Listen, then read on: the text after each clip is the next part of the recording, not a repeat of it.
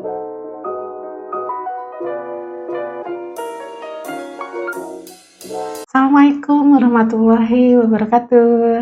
Apa kabar semua teman-teman? Semoga kita selalu bahagia ya dan sehat. Ya, hari ini Helwia Makarim akan memberikan sharing terkait dengan bagaimana kita memberikan komunikasi yang efektif antara orang tua dan anak. Tentunya concernnya adalah dibicarakan pada anak usia dini. Nah, kalau kita lihat gambar, ini adalah ayah, ibu, dan adik dan kakak atau satu keluarga ya. Bagaimana kita bisa membangun komunikasi yang efektif kepada mereka. Yang pertama adalah menggunakan bahasa yang sesuai. Jadi gunakan bahasa yang memang dipahami pada saat mereka, pada fase mereka ya, anak-anak tumbuh kembangnya lah ya, sesuai dengan usianya.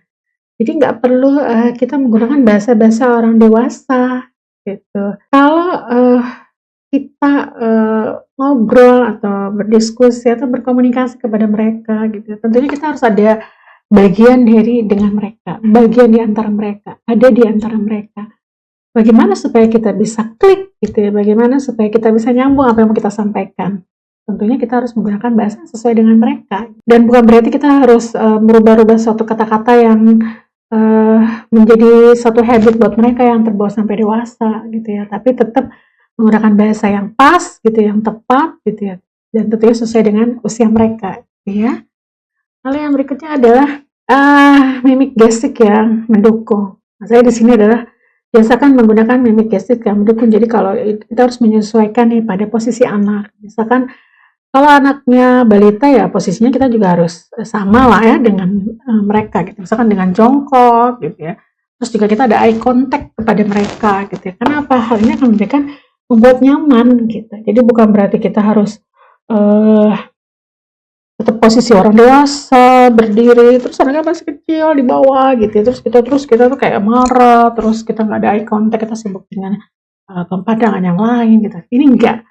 Justru harus kita bersama, kita bisa jongkok, terus kita berikan ekspresi yang menyenangkan gitu ya, terus kita juga memberikan eye contact gitu. Nah itu kan akan membuat anak-anak jadi nyaman ya, nggak takut kepada lawan bicaranya, mungkin dalam hal ini bisa jadi orang tua gitu ya. Terus respon positif gitu ya, memberikan respon pernyataan atau kejadian yang secara tepat.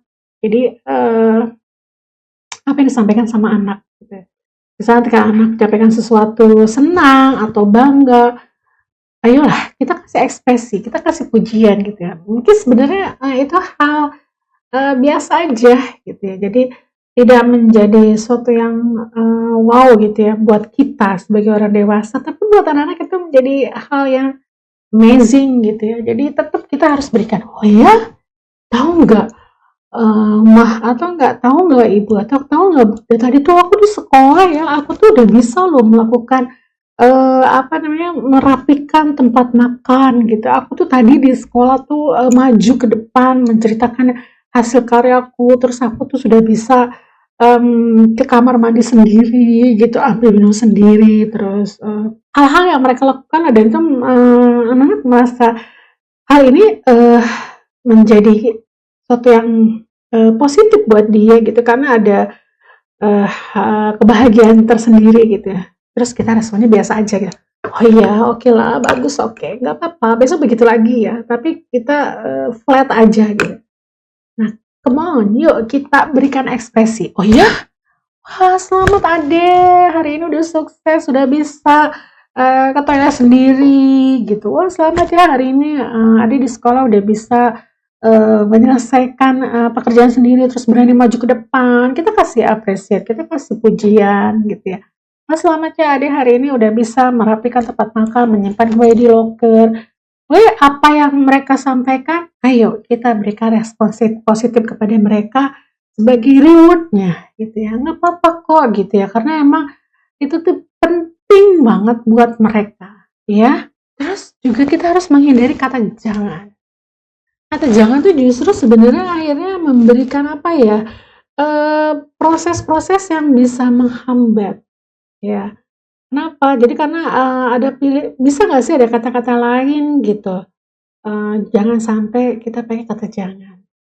Sehingga kalau misalkan ada pilihan kata yang tepat yang Bunda lakukan, maka pilih kata-kata itu. Jadi misalkan jangan, Bunda ingin, anak-anak duduk, alih-alih nggak berlari misalkan, maka lebih baik mengatakan pada anak, "Duduk aja," gitu, bukan "Jangan lari," gitu. Jadi, hindari kata-kata jangan. Agak kadang-kadang sulit juga ya, mungkin kalau memang itu sudah terbiasa, tapi bayangkan, satu anak mau ikut acara sama bundanya atau sama mamahnya. Satu acara, misalnya acara keluarga atau apa. Terus di dalam, komitmennya di rumah gitu, dia sampaikan, "Nanti kalau di sana ya, jangan begini, jangan ini, jangan ngambil makan sembarangan, jangan dulu ngambil ini, jangan nangis, jangan." Wah, udah sebanyak banget kata-kata jangannya. Tahu nggak, dalam hati kecil si anak itu mau berkata apa? Kalau dia dikasih pilihan untuk tidak ikut, mungkin dia nggak akan ikut pergi sama mamahnya atau sama bundanya. Ya, saya deh, buktikan saja. Kalau pas ke, swalayan misalkan, mau ke swalayan mau beli apa? Kebutuhan adek apa? Jangan ngambil coklat ya, jangan ngambil es krim, jangan ngambil ini, nggak boleh ngambil ini, nggak boleh ini, nggak boleh ini, jangan itu, jangan. Itu akan menghambat. Kayak kita lah, kita juga orang dewasa ketika ada kata jangan ini, jangan ini, jangan ini, itu kan pengaruh juga kepada sistem kognitifnya juga. Gitu ya. Jadi yuk kita sama-sama kurang-kurangin hal-hal yang seperti itu pada anak-anak. Nah, yuk kita say the truth gitu ya. Yuk berkata yang sebenarnya. Berkata yang sebenarnya daripada anak-anak di fase tumbuh kembangnya. Jadi hindari berbohong. You know why? Ketika kita bisa menjawab pertanyaan anak, maka katakanlah jawab yang sejujurnya. Tapi kalau kita tidak tahu, maka katakanlah bahwa kita juga belum tahu jawaban yang sebenarnya seperti apa. Atau misalnya kita tahu jawabannya tapi bingung, kita sampaikan dengan jujur. Karena bisa jadi itu menjadi hal-hal yang akan dia sampai atau hal-hal yang akan dia simpan perkataan-perkataan itu. Jadi ketika misalkan anak-anak yang bertanya, terus kita nggak bisa jawab, bilang aja gitu. Saat ini Bu Guru atau Bunda atau Mama gitu ya, belum bisa menjawab. Atau Ayah belum bisa menjawab, nanti Ayah cari tahu dulu. Atau Mama cari tahu dulu jawaban yang sebenarnya seperti apa atau yang tepatnya seperti apa. Jadi jangan berbohong gitu ya. Karena apa? Apa yang diberikan jawaban dari orang tua atau guru atau kakak atau apapun, dia langsung simpan dalam memori dan dia akan pegang itu. Terus bagaimana kita mau mengiresnya, mau menghapusnya ketika memang itu salah gitu. Susah. Karena golden age itu memorinya aduh terjaga banget. Apa yang dia simpan itu otomatis akan yang dia pegang memorize-nya itu. Ya, jadi hindari kata-kata yang bohong ya. Yuk kita mulai lakukan yang sebenarnya. Jika memang kita tidak tahu, sampaikan. Kalau kita memang belum tahu ada jawaban yang pas. Bunda-bunda atau ayah bunda atau ayah ibu bisa menjadi contoh atau panutan ketika memang anak-anak melihat hal yang baik atau perilaku yang baik ya yang dilakukan oleh orang tua. Yuk pergunakanlah bahasa santun karena kita ingin juga anak-anak melakukan hal itu kan gitu. Kita juga ingin mereka berperilaku baik, terus bersikap baik, tutur kata baik, terus karakternya yang baik gitu ya, baik kepada orang tua, kepada teman, pada guru, pada masyarakat gitu ya. Yuk bunda atau ayah atau mama atau siapa, kita mulai yuk kita menggunakan 5 kata ajaib. Dari mulai tolong, maaf, permisi, terima kasih, silakan. Nah, kata-kata ini akan memberikan tanaman kepada mereka. Yuk kita tanamkan kepada mereka sehingga itu menjadi habitual yang baik buat mereka. Tolong, maaf, permisi, terima kasih, dan silakan. Teman-teman boleh tambahkan lagi kok, mungkin bisa jadi 10 kata ajaib gitu. Dari saya 5 kata ajaib. silakan ditambahkan lagi. Misalkan apa yang keenamnya apa, yang ketujuhnya apa, kedelapannya apa, sembilannya apa, 10 apa, atau mungkin lebih dari 10. Silakan bisa mengembangkan lagi. Nah, teman-teman, berkomunikasilah dengan hati. Mereka tahu kok apa yang kita lakukan itu tulus atau tidak. Anak-anak tuh tahu apa yang dilakukan orang dewasa itu pura-pura atau enggak, gitu ya. Jadi berkomunikasilah dengan hati yang ingin komunikasi dengan lebih efektif. Misalnya kalau anak yang menyampaikan kesalahan pada bundanya, nah saat itu kita tidak merespon dan kita menyampaikan kepada satu anak hal-hal yang berikut ini. Tunjukkan empati sekalipun anak telah melakukan kesalahan. Hal ini bisa menunjukkan agar anak tahu bahwa orang tuanya ada di pihaknya. Ya meskipun ada sesuatu yang miss ya, atau sesuatu yang untuk kesalahan, tapi kita support dulu, kita berikan dulu empati dulu.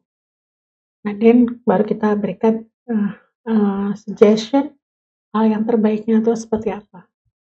Yang kedua adalah berikan apresiasi, tapi bukan untuk kesalahannya ya, kaitannya dengan hal yang baik yang sudah dia lakukan. Misalnya setelah membicarakan masalahnya kepada orang tua, kita harus appreciate dia mulai berani atau mulai membuka komunikasi, mulai percaya kepada orang tua, itu kita harus appreciate daripada dia pendam terus atau dia ceritakan kepada orang lain atau diceritakan kepada orang lain, ya kan? Jadi kita appreciate, hargai dia sudah mau jujur, mau bercerita kepada kita sebagai orang tua. Nah setelah itu kita berikan penjelasan tentunya. Kalau perlu sebelum memberikan penjelasan kita kasih jeda dulu, kasih dia relax dulu. Kalau belum minum dulu, mandi dulu, kalau belum makan dulu. Intinya kondisi emosional itu lagi enak, ya. Jadi kalau sudah enak, sudah nyaman, sudah tenang, yuk baru orang tua bisa memberikan penjelasan. Hal apa yang sudah dilakukan, hal apa yang tidak boleh dilakukan, hal apa sebenarnya ini yang kurang tepat, gitu ya. Nah, alhamdulillah tema terkait dengan komunikasi yang efektif kepada anak, orang tua pada anak, semoga bisa memberikan manfaat buat teman-teman semua, sebagai orang tua, sebagai guru, atau sebagai kakak, atau sebagai siapapun. Bisa dibagikan ilmu ini, seperti tadi bisa ditambahkan lagi 5 kata ajaib tadi, mungkin bisa jadi 10 kata ajaib, bisa jadi 15 kata ajaib, silakan, nggak apa-apa. Banyak hal yang positif itu akan memberikan perkembangan dan pertumbuhan yang baik juga buat anak-anak. Selalu bahagia ya untuk anak usia dini, selalu sayang pada mereka. Yuk kita berikan sesuatu yang semaksimal mungkin, baik dalam konsep pelayanan, pembelajaran, kebahagiaan, keceriaan, ruang waktu, space buat mereka. Karena mereka ada di golden age, era yang tidak akan, masa yang tidak akan terulang lagi gitu ya. Dan tentunya akan terlewati, yang kita inginnya mereka tetap bahagia dan menyenangkan dalam fase-fase di usia dini ini. Terima kasih. Assalamualaikum warahmatullahi wabarakatuh.